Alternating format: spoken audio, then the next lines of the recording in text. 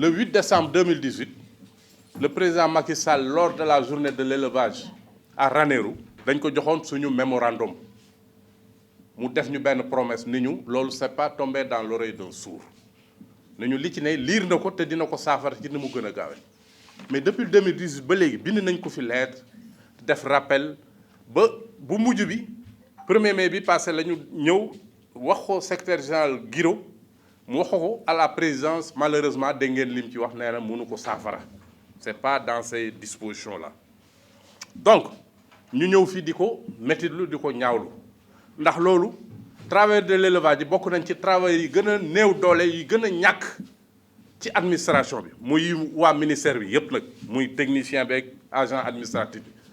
bu leen neexee mën ngeen def seen enquête bopp dem ba foofu ngeen laajte dara amuñu ko amul benn avantage boo xam ne am nañ ko mémorandum bi nag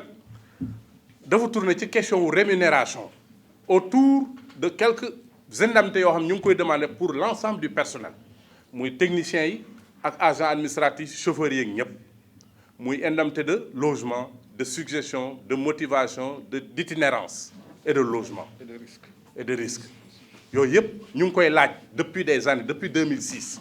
yàlla def na nag ñu mënoon dajeeg le président en 2018 yaakaaroon ci moom lool parce que yaakaar nañ ko ba léegi sax mais malheureusement tontu bi mu tontu suñu secrétaire général neexuñu franchement constaté nañ aussi que ni travailleurs de l'élevage yi en matière de système de rémunération ils sont laissés en rade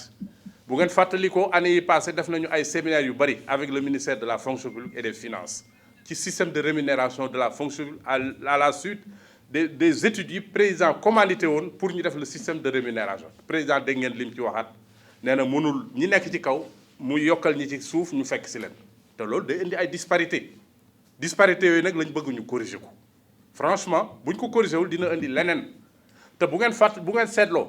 agent de l'administration boo gis am na une parcelle de pouvoir loolu nañ ci bàyyi xel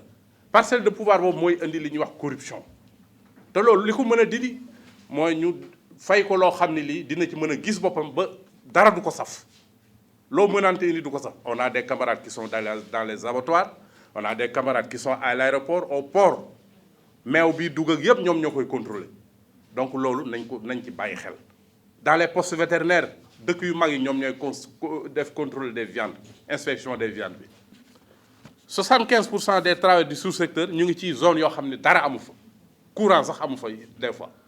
man mii j'ai fait servi dans des zones yoo xam ni def naa presque 10 ans amul courant dara amu fa donc loolu ñu ngi ciy rappeler les autorités étatiques di leen ci wax nañ ci bàyyi xel parce que li may wax ni c'est extrêmement important dal na ministère yu bëri nga am une parcelle de pouvoir ñu seetaan la ba njombe am ñu naan il est corrompu il est ceci il est cela loolu nañ ko seet. Chers camarades, pour terminer lenn li nga xam ne nag ñor nañu au plus haut point mooy le bilan de la privatisation de la médecine vétérinaire nañ ko def ndax la plupart de nos camarades yi nga xam ne ñu ngi ci génn nañ ci école Bambey wala Saint-Louis wala yeneen te fonction publique jëlu leen ils sont dans le privé ñi nga xam ne dem nañu retraite ils sont dans le privé donc ak ñi demoon départ volontaire ñooñu tey bu ñu nekkee dans le privé texte yi nga xam ne mooy statuer le fonctionnement de ce privé là loolu war nañ ko seetaat parce que bu ñu demee ba le président de l'ordre des vétérinaires di dem di visiter certains cabinets des privés des techniciens du privé di saisir ay produits loolu bu ko defee je lui lance solennellement un appel bis bu ko defee dinañ ko porter plainte le président de l'ordre des vétérinaires parce que c'est pas normal nga jël un technicien di ko jox ay autorisation renouvelable par année chaque année te ils sont dans des coins très reculés alors que le docteur vétérinaire bu xasee inscrit jeex na loolu mënul nekk te boo demee actuellement les techniciens ils font plus de 300 sur l'ensemble du territoire les agents du public que du privé ëpp nañ ko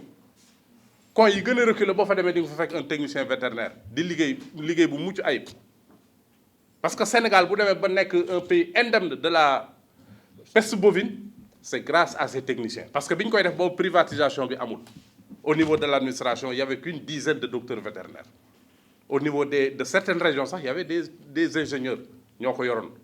donc loolu nañ ko seetaat balaa njombe di fi am